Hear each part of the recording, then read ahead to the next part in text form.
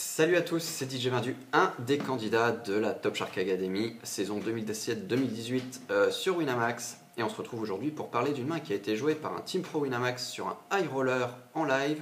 C'est du 6 max, on est au blind 12K-24K et on va un petit peu parler de ce qui a été décidé de faire pré-flop, post-flop et qu'est-ce qu'on va bien pouvoir faire sur l'arrivée d'une turn qui n'est tout de même pas très anodine.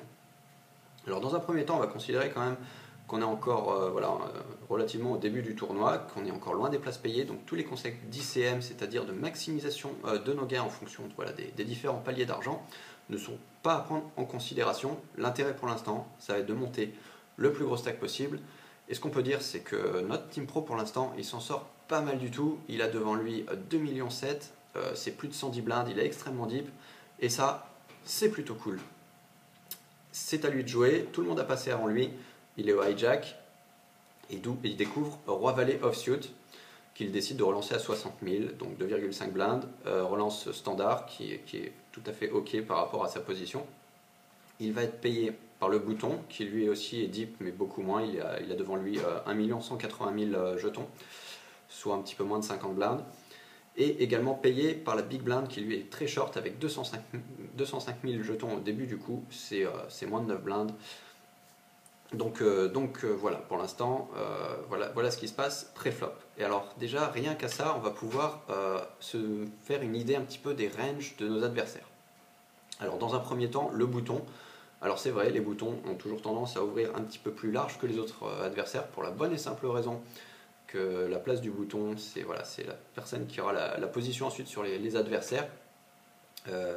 Cependant, là il va quand même ouvrir un petit peu moins large, pour la bonne et simple raison que derrière on a un joueur très short qui peut faire un squeeze all-in, et on n'a quand même pas envie, quand on est au bouton, de mettre de l'argent inutilement dans le pot, si après c'est pour lâcher finalement ses cartes trop souvent en cas de squeeze d'un joueur derrière. Donc on va partir sur une range avec effectivement pas mal de pocket pairs, paire de 7, paire de 8 et plus, des bons as, enfin as-8 et plus, et puis probablement aussi des connecteurs, roi-dame, dame-valet, valet 10, et puis peut-être également quand même quelques connecteurs un petit peu plus marginaux, tels que les dames 8 que Davidi aime tant, pour la bonne et simple raison qu'il faut quand même un petit peu faire un équilibrage de sa range, où on va pouvoir de temps en temps folder quand même ses mains en cas de squeeze. Donc voilà pour sa range. La range, pour notre big blind, alors il a très peu de très bonnes mains parce qu'il aurait effectivement fait ce squeeze et envoyé tous ses jetons. Il peut avoir de temps en temps une paire d'as, une paire de rois qui veut jouer de façon un peu tricky pour essayer de récupérer un petit peu plus. Mais très souvent on va quand même le mettre surtout sur des connecteurs peut-être un petit peu plus moyens. 7, 8, 8, 9, 9, 10, des choses probablement suitées qui auront une extrêmement bonne jouabilité post-flop, où ensuite il va pouvoir faire quelque chose, du push or fold relativement facilement. Voilà, maintenant le flop tombe, on a valet 18, un pic et 2 carreaux. Ça touche complètement du coup la range de notre adversaire en big blind, qui pousse ses derniers jetons, c'est-à-dire un peu moins de 6 blindes, sur le tapis. Et ça revient, donc la parole revient au Team Pro, qui réfléchit et qui va finalement décider de faire un re-raise d'environ 12 blindes, donc il met 290 000, donc à peu près 12 blindes effectivement. Relance qui est tout à fait ok pour moi, parce que comme on l'a expliqué par rapport au range dont on a parlé, on est encore très souvent devant, pour la bonne et simple raison qu'on a la top pair et un très bon kicker avec le roi. Donc ce qu'on a envie, c'est d'une part soit faire partir la personne au bouton qui est peut-être encore sur un tirage ou une main un petit peu, qui va considérer comme trop faible pour poursuivre, et puis si jamais le joueur décide de suivre, on est encore quand même relativement souvent devant, et donc c'est finalement une mise de value où on va pouvoir récupérer un peu plus d'argent dans ce coup. Et justement, le bouton décide de payer, la turn tombe, et c'est un 10 de cœur, donc on a une doublette qui tombe. Et qu'est-ce qu'on décide de faire? Alors déjà, tous les tirages quinte et couleur ne sont pas rentrés, on a cette doublette. Finalement, cette main n'est pas si mauvaise pour nous, parce que maintenant on a top double pair. Notre adversaire n'a pas tant de 10 que ça dans sa main, et puis finalement, voilà, comme je le disais, les tirages ne sont pas rentrés. Ce qu'il faut faire également, c'est voilà, faire un petit peu l'état de ce qui se passe actuellement au niveau voilà, des tailles de tapis et les pots qui ont été constitués. On a devant nous environ un petit peu moins de 100 blindes, 98 blindes. Notre adversaire a un petit peu plus d'une trentaine de blindes devant lui.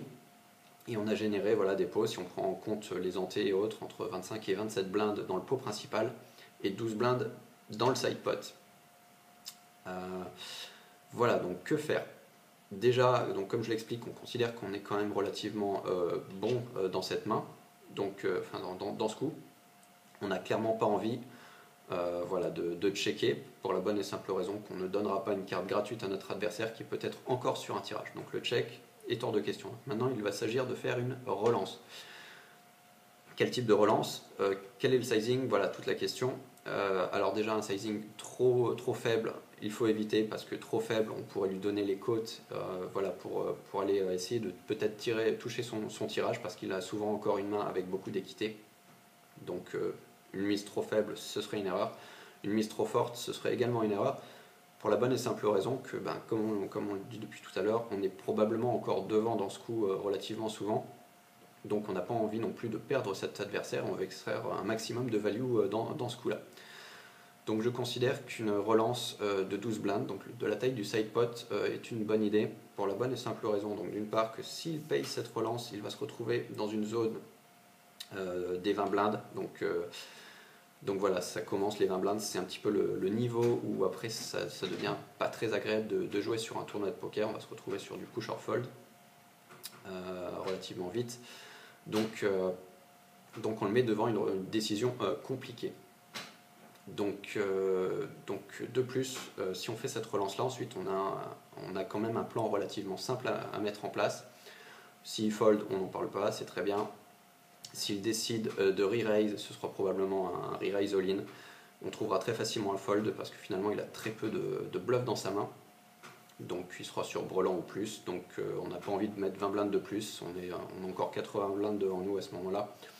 Donc voilà, on passera sans problème. Et puis en plus on aura l'opportunité de voir ses mains puisqu'il y a un jour à tapis. Et on pourra prendre cette information pour la suite. Et puis s'il call, ensuite effectivement, soit il est très fort, il a une main très forte, soit s'il a voulu récupérer, enfin essayer de toucher un tirage très fort aussi. Donc on avisera ensuite à la rivière, soit de faire un push, soit de fold effectivement si c'est lui qui prend l'initiative. Et puis de toute façon ce sera un check en espérant un check back et puis de remporter effectivement ce coup relativement souvent. Voilà, je vais m'arrêter là pour cette vidéo.